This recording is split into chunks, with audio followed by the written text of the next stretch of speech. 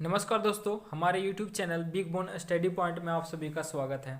दोस्तों, आज मैं इस वीडियो में एसएससी सीजीएल से रिलेटेड एक नया नोटिस जारी किया गया है और हम उसके बारे में डिटेल्स इन्फॉर्मेशन हासिल करेंगे।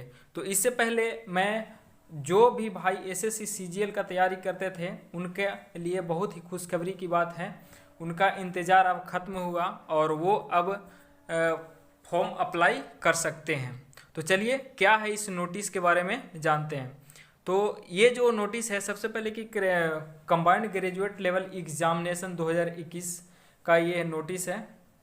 इसका देखते हैं कि date for submission of online application. तो इसका जो ऑनलाइन का एप्लीकेशन का डेट है 23 दिसंबर 2021 से 23 जनवरी 2022 तक है। इसका जो लास्ट डेट है रिसिप्ट ऑफ ऑनलाइन एप्लीकेशन का 23 जनवरी 2022 तक 23:30 तक, और last date and time for making online fee payment तो 25 जनवरी तक इसका लास्ट है। Last date and time for generation of offline चालान 26 जनवरी तक इसका लास्ट डेट है। उसके बाद last date for payment through चालान 27 जनवरी तक 2022 तक। उसके बाद date of window for application form correction या इंक्लूडिंग ऑनलाइन पेमेंट 28 जनवरी से 2022 से 1 फरवरी 2022 तक। उसके बाद इसका जो फर्स्ट टीयर का जो एग्ज़ाम है उसका भी यहाँ पे डेट दी मेंशन कर चुका है। तो उसका जो डेट है अप्रैल 2022 में इसका फर्स्ट ईयर का एग्ज़ाम होगा, और सेकेंड टीयर और थर्ड टीयर का एग्ज़ाम का डेट अभी नोटिफाइड नहीं किया है, तो वो बाद में करेगा। तो चलिए इसके बारे में और भी क्या क्या जानकारी इम्पोर्टेंट है उसको देखते हैं। तो सबसे पहले डिटेल्स ऑफ द पोस्ट। तो देख पा रहे होंगे फ्रेंड कि इसमें टोटल 36 पोस्ट हैं। ठीक है, टोटल 36 यानी 36 पोस्ट। देख लेते हैं फटाफट कि कौन कौन सा पोस्ट आया है, किसके लिए एलिजिबल है। तो इसका जो क्लासिफिकेशन ऑफ पोस्ट है ग्रुप बी, ग्रुप सी, दो ही ग्रुप का है, ग्रुप बी और ग्रुप सी का।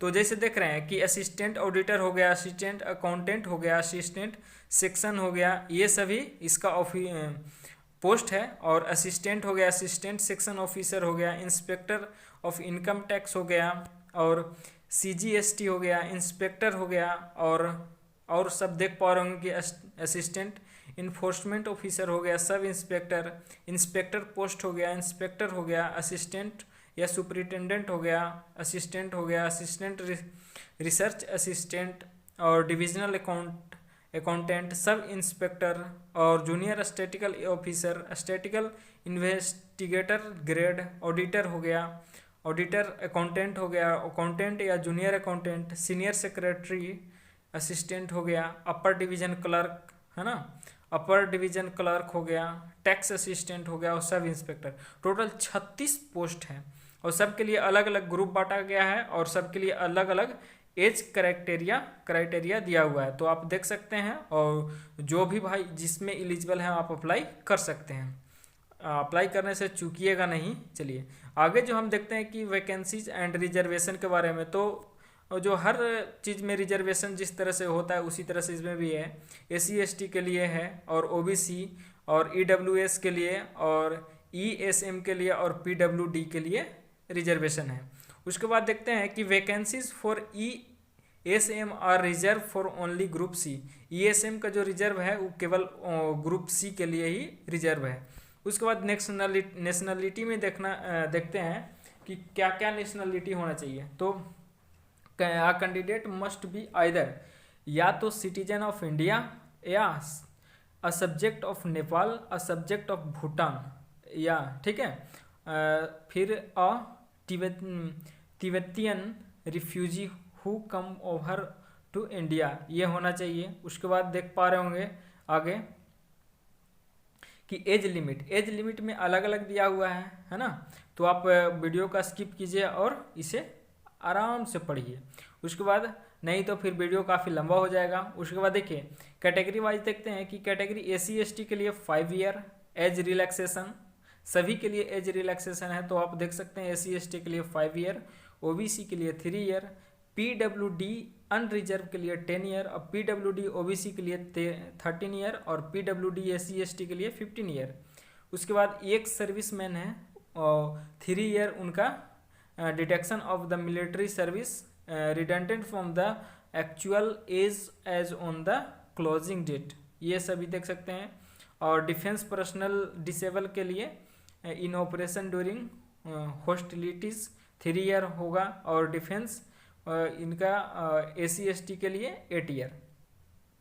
उसके बाद central government civilian employees who have redundant note less than 3 year, उनके लिए अप टू 40 ईयर एज होगा। और यही सेम पोस्ट SC ST के लिए 45 ईयर अप टू 45। और विडो या डिवोर्स्ड वुमेन के लिए, है ना, या वुमेन जुडिशियली के लिए अप टू 35 ईयर और SC ST के लिए 40 अप टू 40 ईयर्स एज होना चाहिए। चलिए, और उसके बाद आगे देखते हैं कि ये सभी आप देख सकते हैं, पढ़ सकते हैं वीडियो को स्किप करके, ऐसे तो हमको ज़रूरी नहीं लगता है लेकिन आप पढ़ सकते हैं। उसके बाद देखिए आगे, उसके बाद क्या कहता है, उसके बाद जो है हमारा एसेंशियल एजुकेशनल क्वालिफिकेशन, जैसे असिस्टेंट ऑडिट ऑफिसर के लिए इसेंशियल क्वालिफिकेशन क्या होना चाहिए कि bachelor degree from recognise university या इंस्टीट्यूट से बैचलर डिग्री होना चाहिए, है ना। और डिजायरेबल क्वालिफिकेशन में ये देख सकते हैं, है ना, चार्टर्ड अकाउंटेंट होना चाहिए या कॉस्ट एंड मैनेजमेंट अकाउंट होना चाहिए या कंपनी सेक्रेटरी होना चाहिए, ये सारे डिजायरेबल क्वालिफिकेशन है। उसके बाद देख सकते हैं कि during the period of probation direct recruit shall have the to qualify the subordinate audit, ये भी होना चाहिए। उसके बाद आगे देखते हैं कि जूनियर स्टैटिकल ऑफिसर के लिए बैचलर डिग्री इन एनी, ठीक है, सब्जेक्ट होना चाहिए और विथ लिस्ट कम से कम 60% मार्क्स होना चाहिए और mathematics eight 12th standard level, 12th standard level में मैथ होना चाहिए। और उसके बाद देखते हैं कि स्टैटिकल इन्वेस्टिगेशन ग्रेड 2 के लिए क्वालिफिकेशन, तो bachelor degree in any subject with statics as one of the subject from a recognised university या इंस्टीट्यूट होना चाहिए, ठीक है। और आगे देखते हैं कि assistant in National Company Law Appellate Tribunal यानी NCLT के लिए इसेंशियल क्वालिफिकेशन बैचलर डिग्री होना चाहिए किसी भी रिकॉग्नाइज्ड यूनिवर्सिटी से या डिजायरेबल क्वालिफिकेशन में degree in law from recognised university से।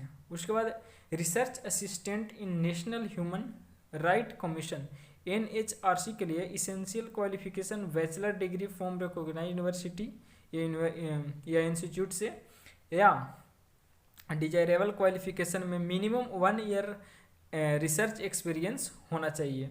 उसके बाद डिग्री इन लॉ और human right from recognised university, all the post, सभी पोस्ट के लिए बैचलर डिग्रीज, है ना, फ्रॉम रिकॉग्नाइज्ड यूनिवर्सिटी से इक्विवेलेंट होना चाहिए।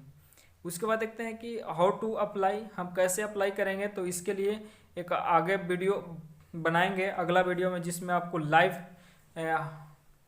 A to Z इंफॉर्मेशन देंगे किस तरह से अप्लाई करना है। उसके बाद फी पेवेबल 100 रुपया, है ना, और होना चाहिए, फी पेमेंट का पैसा लगेगा। उसके बाद हम लोग देखते हैं कि सेंटर और एग्जामिनेशंस के बारे में, कौन सा स्टेट का सेंटर कहाँ पे देगा, किस जगह पे देगा, उसके बारे में। जैसे CR यानी सेंट्रल रीजन में बिहार एंड उत्तर प्रदेश आता है, तो ये सभी का सेंटर जैसे भागलपुर, मुजफ्फरपुर, पटना, पूर्णिया में देगा। आप देख सकते हैं, वीडियो को स्किप करके पूरा देख सकते हैं, अच्छे से पढ़ सकते हैं। उसके बाद ईस्टर्न रीजन में आता है आंध्र, अंडमान निकोबार आता है। उसके बाद झारखंड, उड़ीसा, सिक्किम एंड वेस्ट बंगाल, तो ईस्टर्न रीजन में ये आता है। तो ये इसका जो सेंटर होगा पोर्ट ब्लेयर हो गया, है ना, बोकारो हो गया, हजारीबाग, है ना, जमशेदपुर, ये सभी, रांची इसका सेंटर रहेगा। उसके बाद है Karnataka, Kerala region, KKR region में लक्षद्वीप आएगा और कर्नाटका एंड केरल आएगा। तो ये सभी का सेंटर जो रहेगा बेलागावी होगा, है ना, बेंगलुरु हो गया, हुबली, ये सभी इसका सेंटर रहेगा। और देख सकते हैं मध्य प्रदेश सब रीजन, MPR में छत्तीसगढ़ एंड मध्य प्रदेश आता है, तो ये सभी का सेंटर भोपाल, ग्वालियर, इंदौर, है ना, जबलपुर, सतना, ये सभी इसका सेंटर रहेगा। अब देख सकते हैं नॉर्थ ईस्टर्न रीजन का अरुणाचल प्रदेश, असम और मणिपुर, मेघालय, मिजोरम और नागालैंड एंड त्रिपुरा का, तो ये सभी का सेंटर ईटानगर हो गया, डिब्रूगढ़ हो गया, है ना, इम्फाल हो गया और शिलोंग हो गया, ये सभी इसका सेंटर रहेगा। उसके बाद देख सकते हैं नॉर्थर्न रीजन का, तो नॉर्थर्न रीजन में आ जाएगा दिल्ली, राजस्थान और उत्तराखंड आएगा, तो ये सभी का सेंटर हो जाएगा देहरादून हो गया, अलवार हो गया, है ना, ये हो गया जोधपुर हो गया, ये सब का सेंटर रहेगा। अगला जो है हमारा नॉर्थ वेस्टर्न सब रीजन NWR में आता है छत्तीसगढ़, हरियाणा, हिमाचल प्रदेश, जम्मू कश्मीर, लद्दाख आएगा और पंजाब, तो ये सभी का सेंटर यहाँ रहेगा। अमृतसर हो गया, लेह हो गया, है ना, चंडीगढ़ और मोहाली, ये सभी का सेंटर रहेगा। उसके बाद साउथर्न रीजन होता है SR, साउथर्न रीजन में आंध्र प्रदेश, पुदुचेरी, तमिलनाडु एंड तेलंगाना आएगा, तो इसमें आप देख सकते हैं कि ये सभी होगा विजयवाड़ा हो गया, है ना, चिराला हो गया, ये सभी इसका सेंटर रहेगा। उसके बाद वेस्टर्न रीजन में आता है दादर नगर हवेली, दमन एवं दीव, गोवा, गुजरात एंड महाराष्ट्र, तो ये सब में होगा पणजी, है ना, राजकोट, सूरत और अमरावती, ये सभी इसका सेंटर रहेगा। तो आप देख लिए कि क्या क्या चीज़ें इसका बेसिक इन्फॉर्मेशन है। और इसका देख लेते हैं थोड़ा सा एग्ज़ाम शेड्यूल के बारे में, कि इसका जो एग्ज़ाम शेड्यूल होगा 4 चरण में होगा। Tier first, tier second, tier third और टीयर फोर्थ। तो टीयर फर्स्ट और टीयर सेकंड जो होगा कंप्यूटर बेस्ड टेस्ट होगा। टीयर थर्ड जो होगा पेन एंड पेपर मोड में इसका एग्ज़ाम होगा डिस्क्रिप्टिव। और टीयर फोर्थ में होगा जो कंप्यूटर प्रोफिशिएंसी टेस्ट होगा या डाटा एंट्री स्किल टेस्ट, जो भी हो वो पोस्ट के अनुसार होगा। चलिए इसके थोड़ा सा सिलेबस के बारे में देख लेते हैं। टीयर फर्स्ट में जो होगा जनरल इंटेलिजेंस एंड रीजनिंग से 25 नंबर, जनरल अवेयरनेस से 25 नंबर, क्वांटिटेटिव एप्टीट्यूड से 25 नंबर और इंग्लिश कंप्रीहेंशन से 25 नंबर। यानी टीयर फर्स्ट में जो 100 नंबर का 100 क्वेश्चन रहेगा और 200 मार्क्स का रहेगा, और इसके लिए टाइम रहेगा 1 घंटा 20 मिनट। और टीयर सेकंड के लिए पेपर फर्स्ट, पेपर सेकंड और पेपर थर्ड और पेपर फोर्थ, 4 पेपर इसके लिए होता है। तो पेपर फर्स्ट में क्वांटिटेटिव एबिलिटी होगा, 100 क्वेश्चन रहेगा, 200 मार्क्स का, और ईच पेपर 2 आवर, है ना, सभी पेपर 2-2 घंटा का होगा। पेपर 2 के लिए इंग्लिश लैंग्वेज एंड कॉम्प्रिहेंशन होगा 200 नंबर का, 200 क्वेश्चन। पेपर थर्ड में स्टैटिक्स का होगा 100 क्वेश्चन, 200 नंबर का। और पेपर फोर्थ में होगा जनरल स्टडीज़, जिसमें फाइनेंस एंड इकोनॉमिक्स के बारे में जानकारी होना चाहिए, उस 100 क्वेश्चन 200 नंबर का, और सब 2 घंटा 40 मिनट का ये 3 पेपर होगा।